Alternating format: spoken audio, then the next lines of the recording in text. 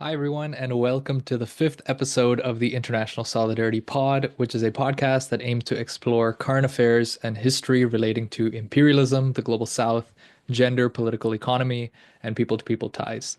I'm your host, Ashwin. Be sure to subscribe to our channel and give this video a like.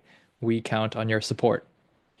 Today, I'm joined by Pranay Somayajula of Hindus for Human Rights to discuss the global rise of Hindutva and contesting Hinduism from the left.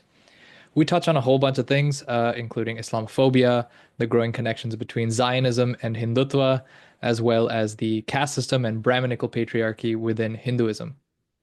In addition to whichever platform you're watching or listening to this on, you can follow the work I do on Instagram at Journal of INTL Solidarity and on Substack at intlsolidarity.substack.com. If you're listening to this on either Spotify or Apple Podcasts, please leave a review as it helps get this program to new listeners. Okay, here's my conversation with Pranay. Okay, Pranay, welcome to the International Solidarity Pod. It's great to have you here. Um, Maybe I'll start by just asking you to introduce yourself to the audience. What kind of work do you do? How did you get politicized? That kind of thing. Absolutely. Thank you so much for inviting me to come on the pod today. Been really looking forward to this conversation. So my name is Pranay Somayajula. I wear many hats. I work as the organizing and advocacy director for an organization called Hindus for Human Rights. I know we'll be talking a bit in this conversation about the organization that I work for. But in addition to that, I'm also a writer. I organize outside of my day job. Primarily around leftist and anti-imperialist organizing here in Washington, D.C., where I live, and a lot of my writing really focuses around those themes as well.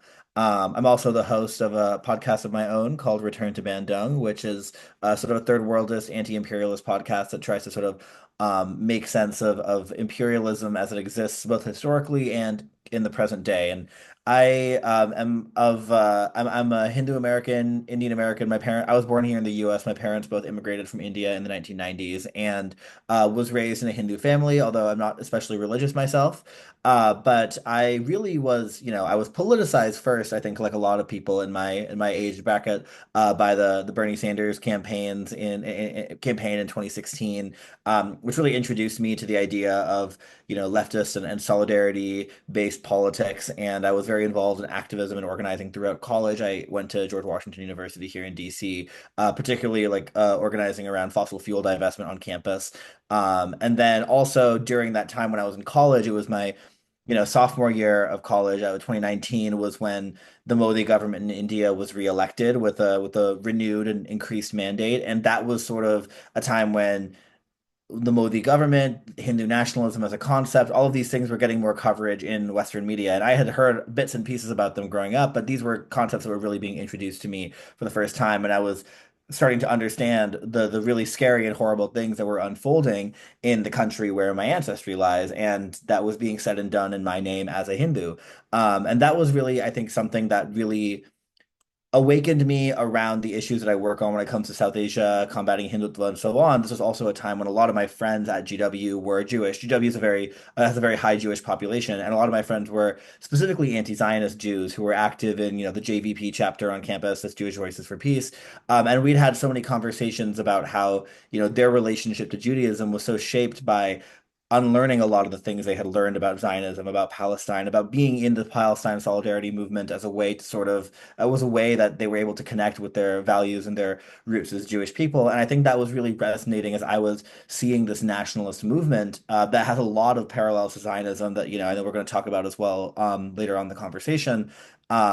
I was seeing that happen sort of within my own community, and these same things were being said and done again in my name. And I felt this need to really center that in my activism and my organizing. And so, my first job out of college was with Hindus for Human Rights. I started out in 2022 doing communication, social media, and some advocacy work. Was there for about 8 or 9 months, and then I left to go to London for a year to get a master's in human rights at the London School of Economics, and finished that up in fall of 2023. Came back to the U.S. and rejoined the organization in my current role. So that is the Spark Notes version, I suppose, of my story.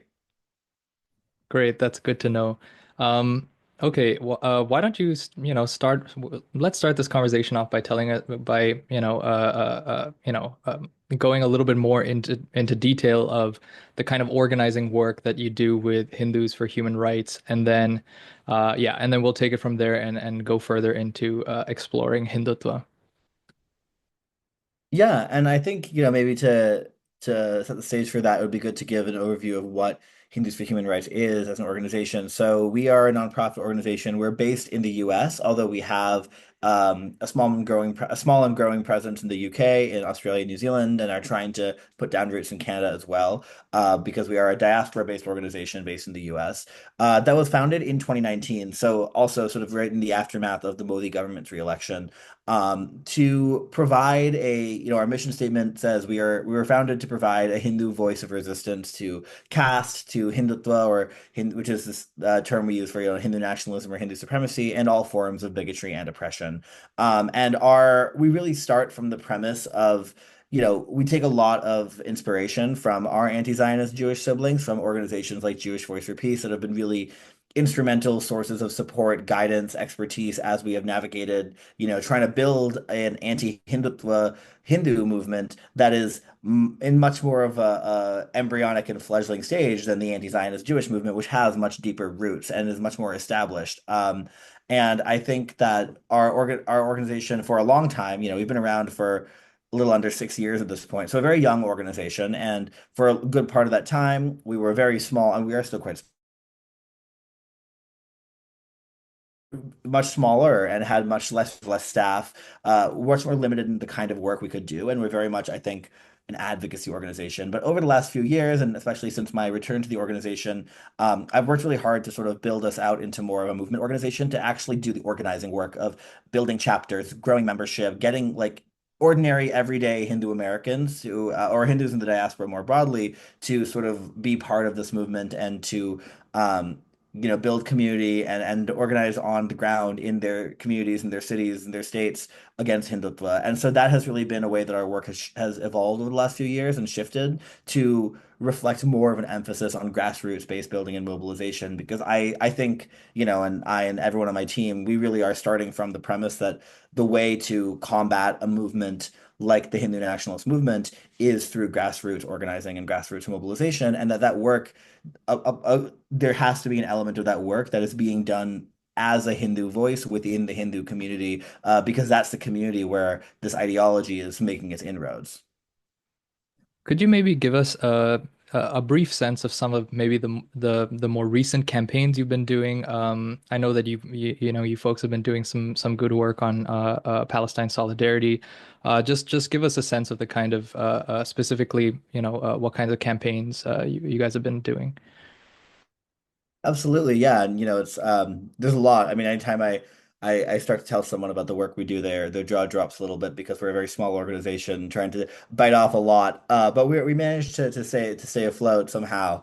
But we have been really involved in a lot of different campaigns, various campaigns at particularly the state and local level, but also on university campuses, supporting efforts to prohibit caste discrimination by adding caste as a protected category. The most high profile fight was SB 403 in California a couple years ago. We were very involved as like the sole Hindu organization that was supporting that at a time when all the mainstream Hindu organizations in the US were calling it Hinduphobic and so on.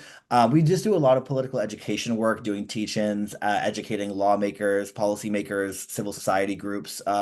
We are a big part of our work, and actually of my portfolio specifically, is I sort of am our point person in this coalition that we helped form and that we anchor called Severa United Against Supremacy, which started about like a year and a half ago, maybe a little bit less, and is an interfaith coalition, multiracial anti-caste coalition of both Indian American and non-Desi allied organizations that are trying to prevent a united front against Hindu supremacy by really publishing, reports, really in-depth research on who are the actors in the Hindu supremacist ecosystem, particularly in the US. How do they operate? What sort of connections do they have? And educating the broader public, civil society, lawmakers, and so on that. That's been a big part of our work. And so those are sort of like some of the examples of the work that we've done around our core issue areas of caste and Hindutva. I mean, those are just a couple examples. There's so many more, but we also have taken on, other issues as well that are connected or that are of interest and importance to our community, but are not directly under that umbrella. And the two big ones are, as you mentioned, Palestine. Since the genocide in Gaza started in 2023, in October 2023, we have been, you know, we have been outspoken, calling for not just a ceasefire but an arms embargo for a free Palestine, from the river to the sea since day one, and that has always been a core value of our organization because we can't be anti-Hindutva without also being anti-Zionist. I mean, those two have to go hand in hand, and so we continue to be very involved in supporting Palestine solidarity work. During the encampments last spring, we created a zine. We created a zine on Hindutva and Zionism that was distributed at encampments across. I think there were some in Canada too, but certainly across the U.S. We did teach-ins at encampments around the country on that topic, and then also we have been, particularly since the Trump administration has returned to power in the U.S., trying to support more and more work around migrant justice because, pretty much everybody in our community either is an immigrant or has immigrant loved ones. And so we have recently, just last week actually, launched a guide called The Stranger is God, which is a guide for Hindu mandirs and Hindu temples on why immigrant justice is an important issue for them and what they can do to keep their worshipers and their temple communities safe.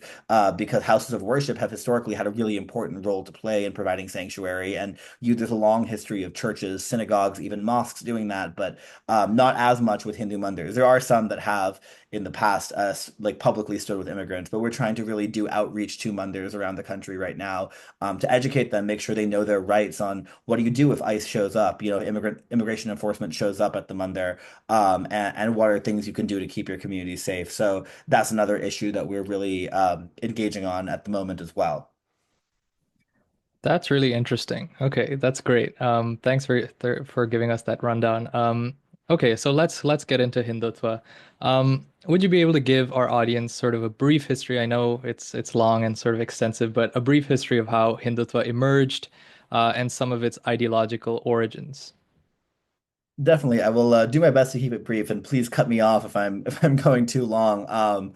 Because yeah, you're right. It is long and complex history, but Hindutva. And I mentioned this earlier, but we use the terms Hindutva, Hindu nationalism, and Hindu supremacy sort of interchangeably. They all mean the same thing. I often say Hindutva just as a shorthand because it's the fewest syllables, but they all refer to a movement and a political ideology of Hindu ethno-religious nationalism that really emerged in India in the early 20th century, sort of in the 1920s and 1930s. It has its roots that sort of go back further than that, but the modern manifestation of this ideology was first articulated in the early 20th century. Um, and at the core beliefs of the movement are the desire to turn it from a secular, pluralistic, liberal democracy, which is at least on paper what it is, turn it into a majoritarian Hindu ethno-state in which Hindus are seen as the sole true citizens of India, and other minorities, particularly Muslims and Christians and Sikhs, are either, treated as second-class citizens, or are given second-class status, or are even ethnically cleansed, expelled, genocidally exterminated. There are shades of how extreme the movement gets, but at its core, it is a fundamentally like ethno-nationalist movement that was first articulated in the 20s and 30s by two men in particular, V.D. Savarkar and M.S. Golwalkar, who are the sort of ideological fathers of the movement. They're still revered by its followers today.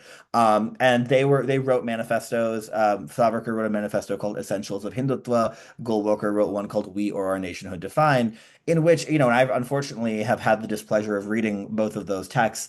And if you read those texts, both of these fathers of the movement openly state their admiration for Hitler, for Mussolini, for the Nazi and the fascist projects that were coming to power in Europe during this time. Again, we're talking about the 1920s and 1930s. They saw that not as a horrible thing, that needed to be fought against, but something that Hindus in India should learn from, should emulate. In fact, early leaders of the RSS, which is the largest Hindu nationalist paramilitary organization, really like the most powerful Hindu nationalist organization in India, which was established in 1925. When it was established, its early leaders traveled to Mussolini's Italy to meet with fascist leaders, learn from and observe the fascist movement, particularly its youth organizations, and then they took those lessons back to India and emulated that when setting up the RSS.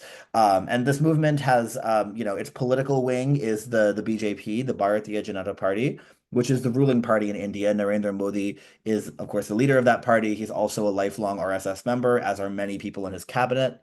And the movement, just before I wrap up, I'll say like a note about sort of its historical development. For most of India's history, at least its post-independent history, it certainly was a presence in Indian politics, but it was a relatively marginal one. In fact, the RSS had been banned several times. Gandhi was assassinated by an RSS member. It was associated with extremism and violence.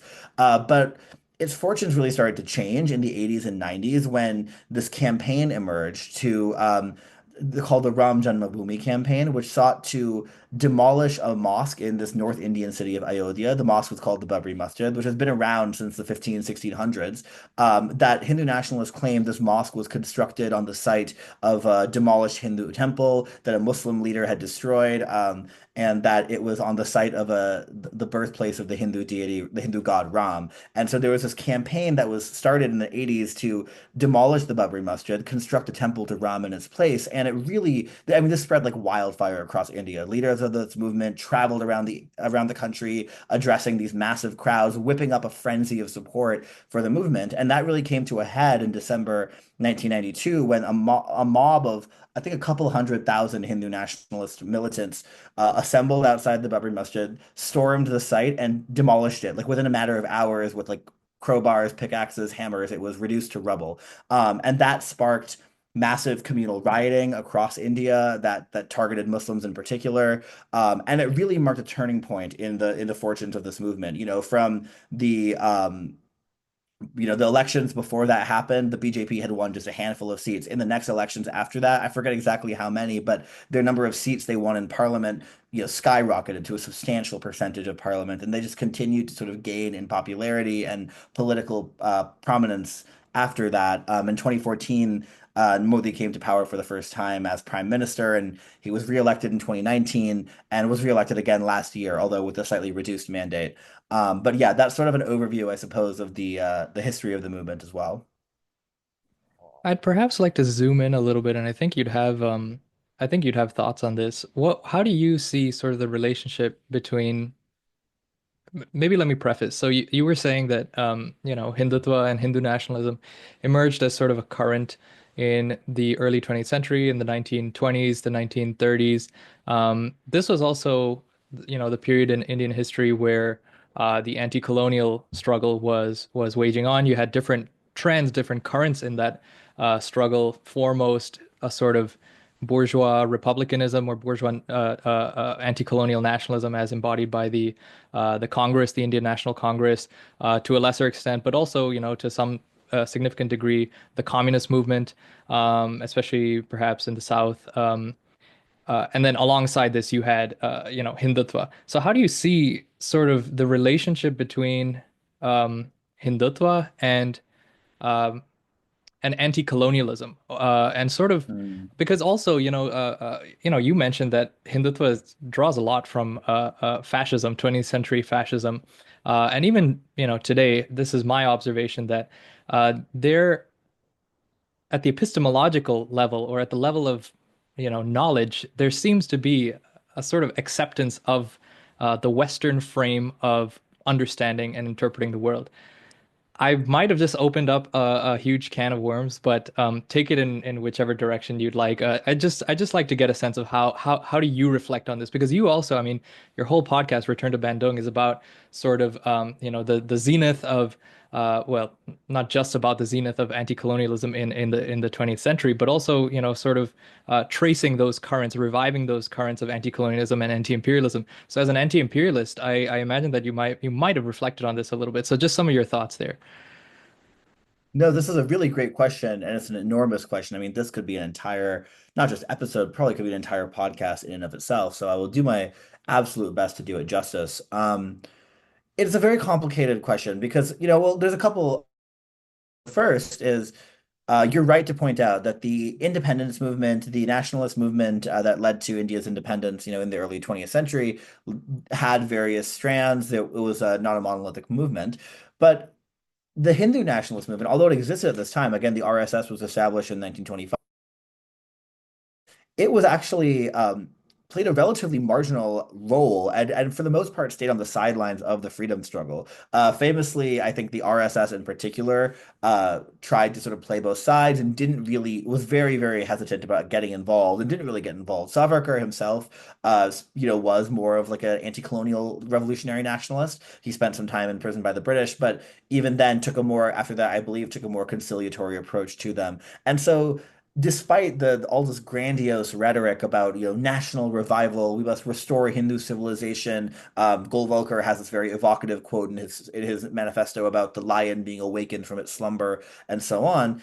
When it came actually down to brass tacks, and there was a movement to free India from colonial oppression, Hindu nationalists kind of were nowhere to be seen. And it's only been much more recently as that we have as the movement has sort of ascended to not just political but also to an extent social and cultural hegemony in India today, that they have taken on this increasingly anti-imperialist and anti-colonial rhetorical veneer. And I say a veneer because that is really what it is. I mean, it is superficial. The Modi government is completely in bed with these crony capitalist interests that are, selling India's poorest and most marginalized populations out to multinational conglomerates and mining companies and so on. So there's it's not really about defending sovereignty or protecting people from like neo-colonial exploitation or anything like that. It's this like purely cultural nationalism that's purely, frankly, is aesthetic.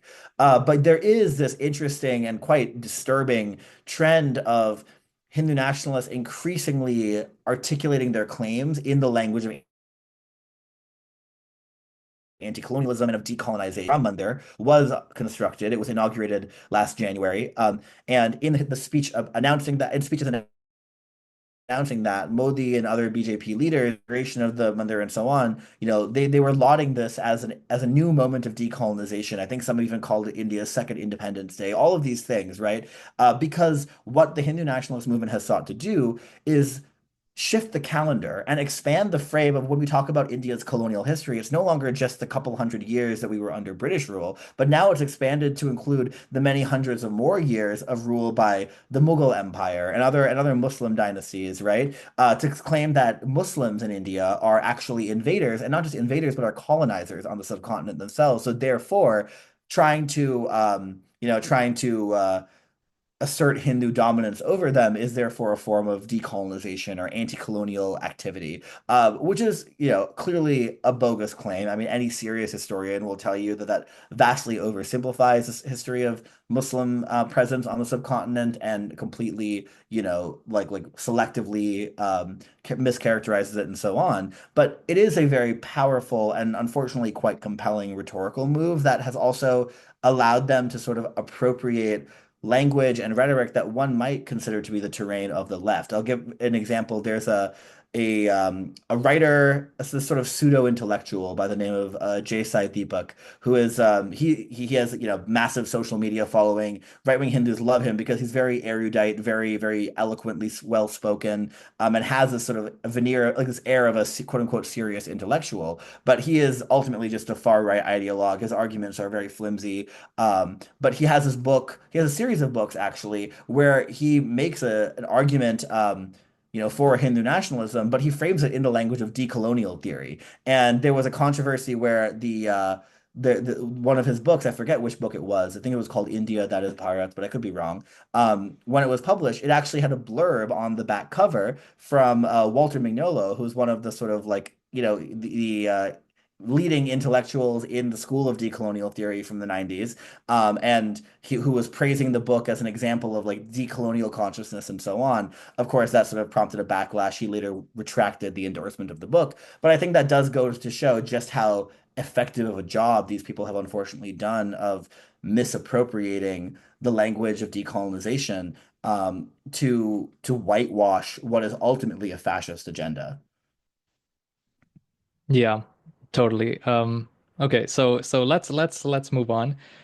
In your estimation, um, what explains the rise of Hindutva in India, particular? I mean, in the recent period, particularly with Modi's election in 2014, but also its emergence among the diaspora as well. What are the forces at play? What is sort of at a material level also causing this proliferation of Hindu nationalist ideology?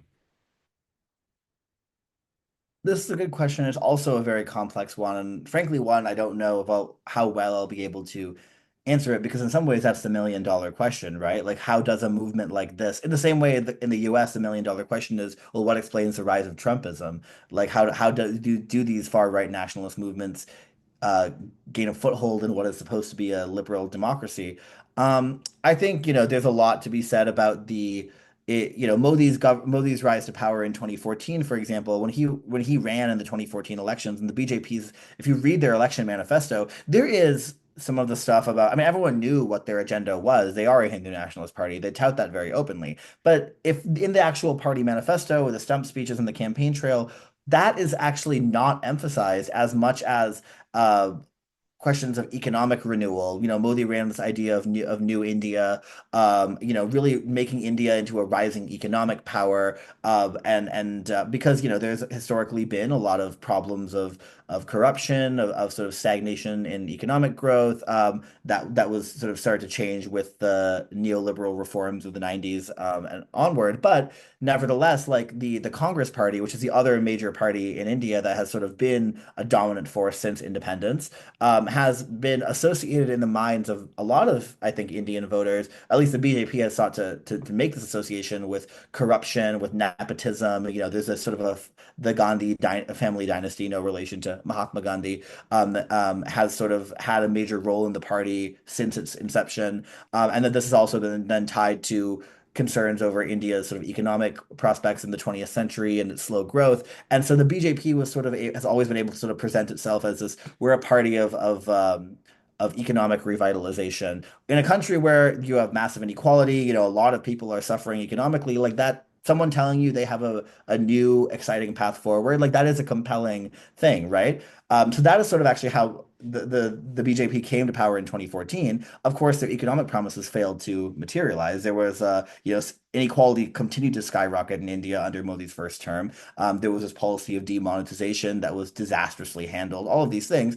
And so in the 2019 election, if you see, they actually start to shift much more to leaning into the cultural nationalism, the anti-Muslim hate speech and rhetoric, trying to downplay the economic claims that never really materialized. And so I think that, and this is something that you see a lot with right-wing nationalists across the board. I mean, we've seen Trump do it here in the United States as well, right? Like, on the one hand, he's talking about bringing back manufacturing jobs to the Rust Belt, but then obviously he's a billionaire who's buddy buddy with all of the people who offshored those jobs in the first place. So he ends up having to lean back in even more to the racism, the xenophobia, the chauvinism. I don't think this is something that is unique to Hindutva.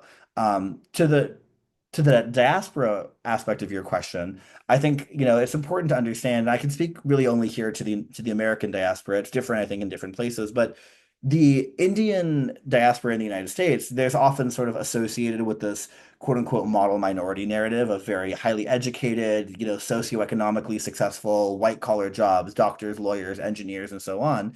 And that is really the product of the sort of demographic pyramid of Indian Americans in the US being inverted from the demographic pyramid of Indians in India. What I mean by that is because of historically the racist immigration laws in the United States until in the 60s and so on made it very hard for Indians to immigrate to America unless they were quote unquote highly educated, highly skilled workers.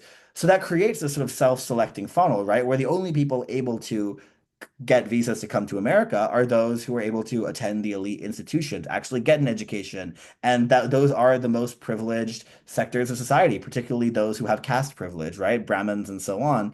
And so there's not great data on the caste breakdown of the Indian American community, but every survey that does seem to indicate that the majority of Indian Americans are of dominant caste and especially Brahmin background.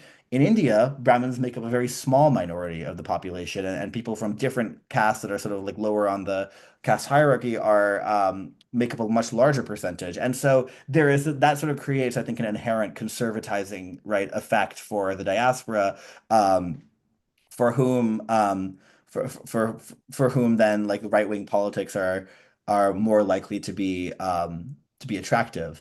That's a pretty simplistic explanation. There's a lot more nuance there as well. But I guess I'll stop there because it's a really complex question. Yeah, thanks for that. Um, okay, I might combine two questions here. I mean, this genocide in Palestine, the genocidal war against Palestinians has been going on for a year and a half now. And in a lot of these pro-genocide rallies, pro-Israeli rallies, you are increasingly starting to see a whole bunch of Indian flags being waved alongside Israeli flags of, real concern. Um, so how do you view the growing connections being made by Hindu nationalists and Zionists? And also, I wanted to combine this with my question on Islamophobia.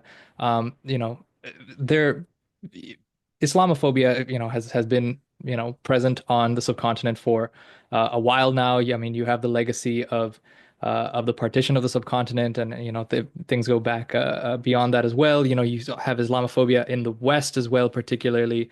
Uh, Again, the most recent iteration since the War on Terror, but history beyond that. You have a particular kind of Islamophobia from Zionists that is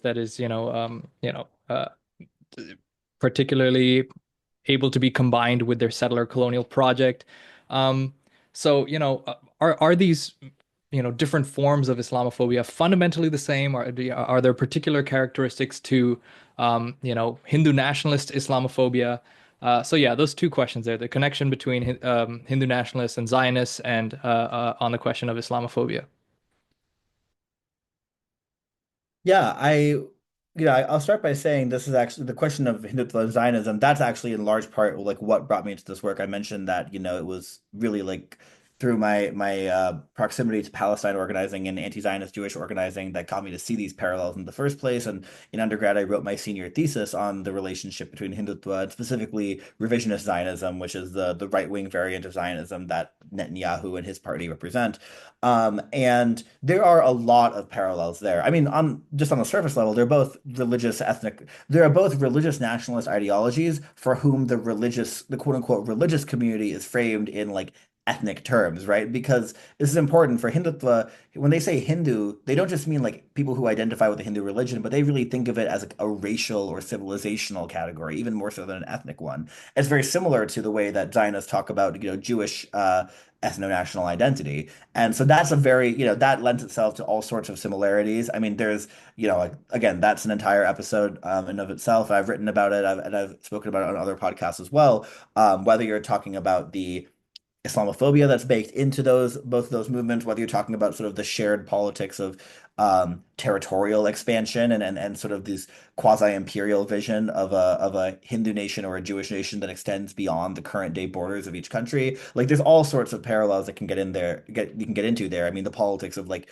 reviving or rejuvenating the national identity that has been suppressed for so long. That's another key theme. And that you see this really play out in the real world. I mean, India and Israel have a very close relationship. Modi and Netanyahu have a close relationship. They're a very close military, particularly around like defense ties and arms deals and so on. Very close relationships between those governments. But also here in the US, we've seen an alignment between Hindu nationalist organizations like the Hindu American Foundation and Zionist groups like Stand With Us and others, particularly around the weaponization of anti-Semitism against, pro-Palestine activists. That's something that the Hindu right has really sought to emulate by constructing this narrative of so-called Hindu phobia that they similarly weaponize against anyone who criticizes the Indian government, who criticizes caste or Hindutva. And that is something that was like, very intentionally copied. There's a great article in Jewish Currents by Aparna Gopalan called the Hindu Nationalists Using the Pro-Israel Playbook, I believe, which really goes into how the Hindu American Foundation and others very intentional. It's an investigative piece that shows how they intentionally tried to emulate and copy what Zionist groups were doing, and have also tried to sort of like paint these quote unquote the threat of anti-Semitism and the threat of quote unquote Hinduphobia as being fundamentally linked. During the encampments last spring, Hindu American Foundation they co-sponsored a counter protest alongside a bunch of campus Zionist groups at the Stanford encampment. So they were counter protesting the encampment, and they billed this as an interfaith rally against terror is what they called it. And I think that that framework of like coming together against terror is actually exactly what gets at the second part of your question about Islamophobia, because so much of the India and Israel relationship, and also of the Hindu Zionist connection, is around the idea that these two ethno-civilizational racial communities of Jews and Hindus, they face an existential threat, and that existential threat is from Islam and Muslims, the so-called terrorist threat that Muslims pose, right? That is why there is this, what is euphemistically called security cooperation between India and Israel. If you look at what government leaders, say during their visits and their meetings to each other, they'll talk about how both of our countries know the scourge of Islamic terrorism, all of these sorts of things. And, we know Islamophobia in the age of the war on terror. The US plays a key role in this. Like Islamophobia is like one of the structuring sort of discursive and ideological frameworks of our time, unfortunately, because the figure of the Muslim terrorist is just this like boogeyman that always lurks just around the corner, right? Like in political discourse. The political discourses of India and Israel, respectively, really cement this. And I think that that is why, really reflect this, rather. And I think that that is a big part of how Islamophobia shows up in both of these movements. Um, yeah, I suppose I'll stop there. I hope that answers the question. Yeah, no, it does totally. And this sort of brings me back to, what I was asking about a little earlier about how, the ideology of Hindutva. I mean, look, the contradiction, and maybe here's where I'm going to be editorializing a little bit, but the contradictions of the genocide in Palestine is really fundamentally comes down to the colonial question against Palestinians and the colonization of Palestine by the Zionists. You also have the imperialist dynamic, how the U.S. Instrumentalizes Israel within the larger West Asia, or usually what's called the Middle East region, to essentially cement its control over the global South, over the rest of the world. And you have uh, Hindutva folks that distort this and distort an anti-colonial understanding of the Palestine situation in a way where they become anti-colonial, and that just Yep, makes it pro-colonial, pro-imperialist. Folks from the subcontinent, the Indian subcontinent, should be able to relate to the situation of the Palestinians because there is it's part of the same history of colonialism on the subcontinent 100%. as well, absolutely. And for listeners, I'll just sort of I've written about this on our Substack at the Journal of International Solidarity. I'll plug that article in the description. It's called "Why Indians Must See Themselves in Palestine," and I specified why Indians must see themselves because I think it's a little you've seen a lot more pro-Palestine sentiment from Pakistanis, from Bangladeshis as well. So yeah, okay, so that's sort of my 2 cents there. Um, okay. Let's move on to talking a little bit about your organizing work in terms of Hindus for human rights. Uh, I've had folks express to me a level of sort of skepticism about being able to contest Hinduism from the left, especially given the major concern of the caste system and Brahminism. I mean, this has really been um, both an ideological current and a material structure that has been present on the subcontinent for centuries, if not for millennia. Uh, Closely related to the caste question is the question, and Brahmanism is the question of patriarchy. That goes hand in hand. And famously, Ambedkar broke from Hinduism and encouraged Dalits and his followers to convert to Buddhism.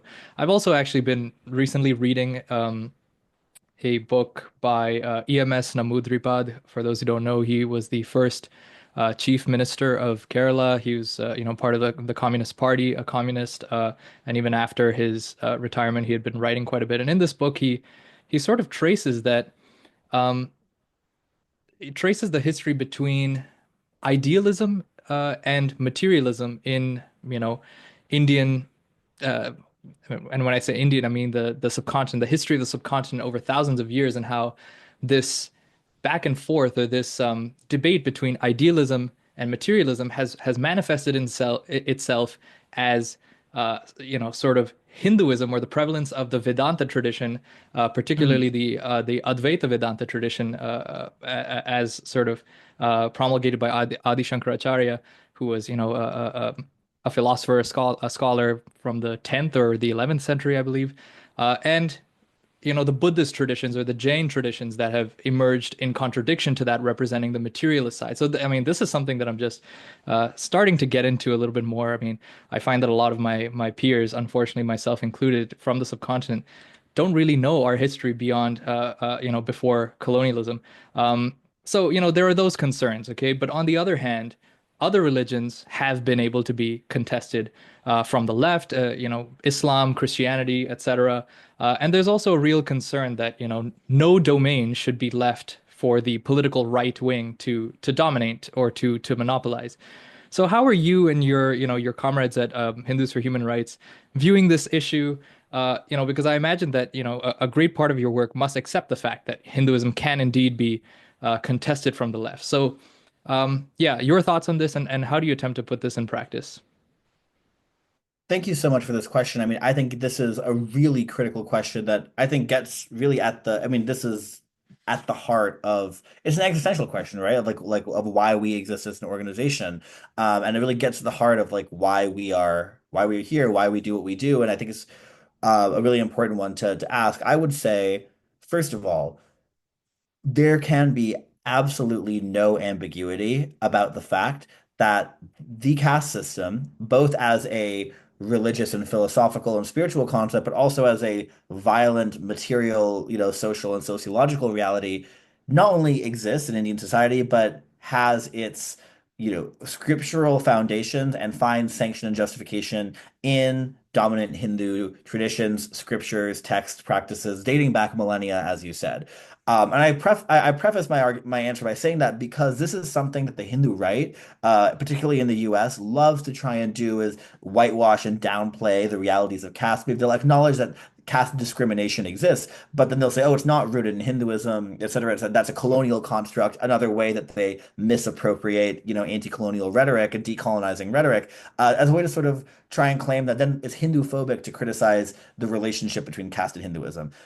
At Hindus for Human Rights, we've always been very clear about the fact that, if you open up the Bhagavad Gita, other Hindu scriptures, you will find passages that provide a philosophical and scriptural justification for caste. And that is like something that, we need to reckon with as Hindus. We cannot just pretend or wish that away or pretend it doesn't exist. Like that would be disingenuous and so that is the starting point from which we operate at Hindus for Human Rights, is completely recognizing and accepting that reality. And as you rightly pointed out, as a result of that reality, again, an incontestable reality, there is a very strong trend within the anti-caste movement, that has been spearheaded by Dr. Ambedkar and his followers, which has then sought to criticize Hinduism as being inextricably linked up with caste, to say that if you take away the caste from Hinduism, there's nothing left. And therefore, it doesn't make sense to try and salvage Hinduism. We should reject it. And that's why, Ambedkar, as you said, led his followers to convert to Buddhism. That is a legitimate position to take. I mean, I'm not going to sit here as someone, with caste privilege from a Brahmin family and tell a Dalit person, no, no, you should stick with Hinduism. You shouldn't convert away. Like, who am I to say that, right? That is a very much a legitimate position to take. And we work very closely with, Dalit and Ambedkarite activists, including those who share that position and therefore also share a skepticism of HFHR's existence as a supposedly anti-caste Hindu organization. All of that said, we also operate from the premise and the foundational assumption that an anti-caste Hinduism is not only possible, but it is necessary. And I have a few reasons for saying that. The first of which being that, they're just like of the very material reality we're operating with is that there are more than 1 billion Hindus in the world, right? There's more than 1 billion people who identify as a Hindu, and that means very different things. Hinduism does not have a central church or doctrine. It's not even to call it a religion is kind of like a Abrahamic Western concept to impose on it, right? It's a much more multiplicitous and diverse concept, entity. But there are 1 billion people, 1 billion plus people in the world who identify as Hindus. They're not going to stop doing that overnight. And like you said, no domain can remain uncontested because the right certainly has no qualms trying to mobilize them. I mean, that's the entire product of Hindutva, is mobilizing those people in service of fascism. So we have to be able to contest on that terrain, to meet them, to speak to them as Hindus and say, no, there is another way to be Hindu that rejects hate, that rejects division, and also that rejects caste. And so that's sort of the like realpolitik part of the answer, right? Like this is a strategic thing, but also on the level of what it means to actually be Hindu from a spiritual and philosophical perspective. Even Ambedkar himself, while he rejected Hinduism and he encouraged his followers to do so, in The Annihilation of Caste, his most famous text, there's a passage where that we, always return to and take a lot of inspiration from, where I'll paraphrase, but he says something to the effect of, he's addressing Hindus directly. This was written as a speech he meant to give to a Hindu audience, and he says to Hindus, "You Hindus must give a new doctrinal basis to your religion that is." In alignment with the values of liberty, equality, democracy, and so on. And then he says, this is really important, I'm told that you don't necessarily have to look to foreign sources to do that, that there are sources within your own tradition. He names the Upanishads as one, which is a set of scriptural, philosophical and spiritual texts in Hinduism. He names some of these as examples of sources that we might be able to draw from to build an anti-caste Hinduism. Obviously, there are different ways to interpret that, as with anything he or anyone else wrote, but our interpretation of that is that there is room for um, constructing an anti-caste Hinduism, and that is our responsibility as Hindus. For those of us who don't choose to abandon the tradition, our responsibility is then to, build a new path forward. And I'm not, again, as I said, a very religious person. I'm certainly not a theologian. And so this is something in which I don't have much like deep expertise on a personal level. But at Hindus for Human Rights, especially over the last year, as we've built out our membership, we've brought in people who all like who into our community of members who all have very different relationships to Hinduism. Some are very devout and religious, some are, essentially atheists, but were raised Hindu and so on. We have tried to sort of cultivate spaces where people who do have a personal and emotional investment in those fundamental theological and philosophical questions, a space where they can work through that together. We have among our membership a liberation theology working group where we host discussions and readings of texts. We recently launched this year a monthly webinar series called Betuks for Liberation. Betuk meaning like sort of a gathering place to sit and discuss things. And where every month we focus on different questions about constructing not just anti-caste, but a liberatory Hinduism more generally. So we had one last month for Women's History Month on sort of feminism and patriarchy within Hinduism. This month for April, being Dalit History Month, the focus, it's next week, is going to be on Ambedkar's critique of Hinduism and really engaging with the question of what lessons does Ambedkar's critique offer to us in the project of building an anti-caste Hinduism?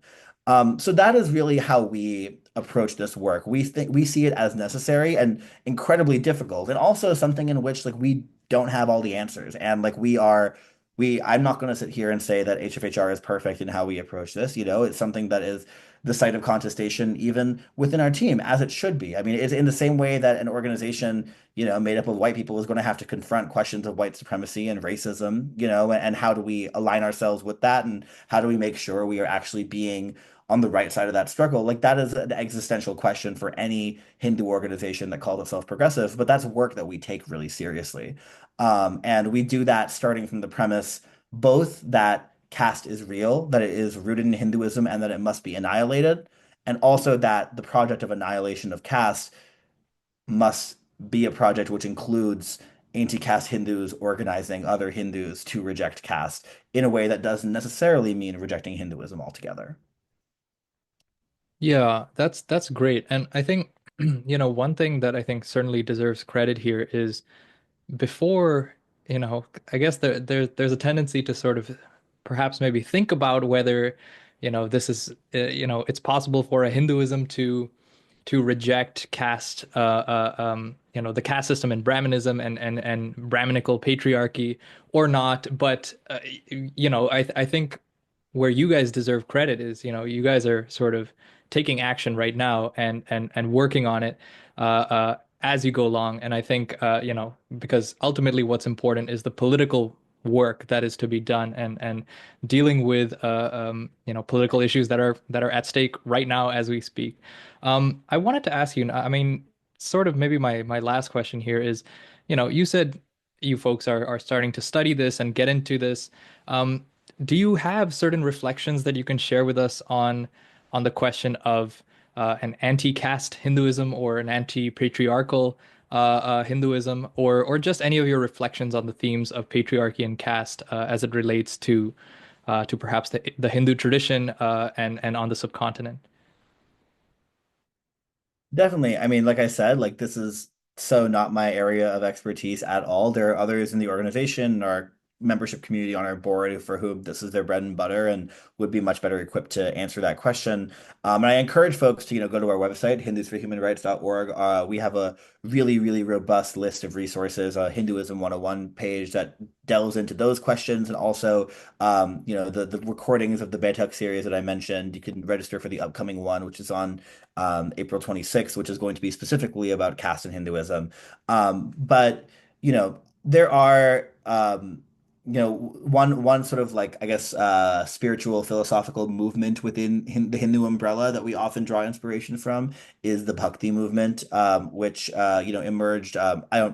I don't remember exactly which century, so I'm not even going to try and name it, but it was really emphasize individual devotion to the divine, sort of cutting out the middleman. You don't have to be a priest. You don't have to know these scriptures and the rituals and so on to be devoted to the divinity that exists in all living beings. Because that is really the core of our Hinduism, is saying that there is this divinity that exists in every living being. And if we take that seriously, then you have to reject caste. You have to reject patriarchy, racism, any system of hierarchy or oppression.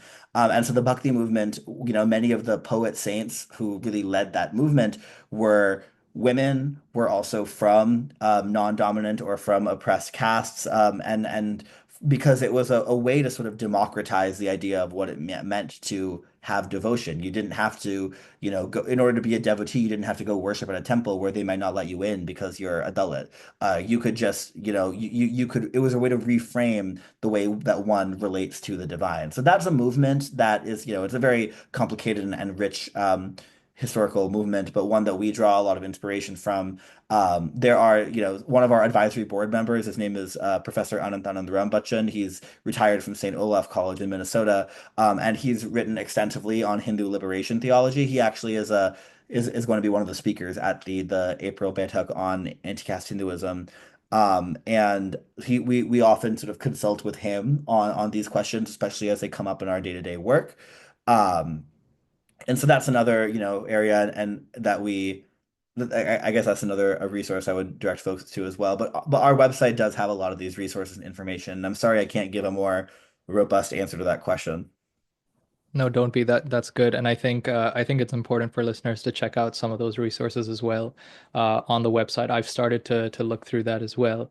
Okay, Pranay, you host a great podcast that I listen to called Return to Bandung, and toward the end of the podcast, the last question you always ask folks, your guests, are who is an anti-colonial or otherwise thinker or leader or revolutionary that the guest looks up to, and I've always found that to be an interesting question, a little treat at the end of each episode to see what folks' reflections are, and I've always been curious as to what you would say. So I also sort of wanted to end this conversation on that note. So yeah. Now I know how my guests feel when I ask them that question because I'm sitting here and the gears are turning and it's like, God, who do I even pick, right? Um, I would say one who really comes to mind for me. I mean, like the obvious answer to me is Frantz Fanon, The Wretched of the Earth. Reading that literally changed my life. Like that was what really awoken it really was really like awoke and sharpened my anti-imperialist analysis. But I would actually say, to answer the question today, Walter Rodney. And I think I say Walter Rodney because he wrote in very much a similar register as Fanon, encompassing a lot of the similar themes of how do you tie together decolonization and national liberation with Marxism and socialism and liberatory other forms of liberatory politics.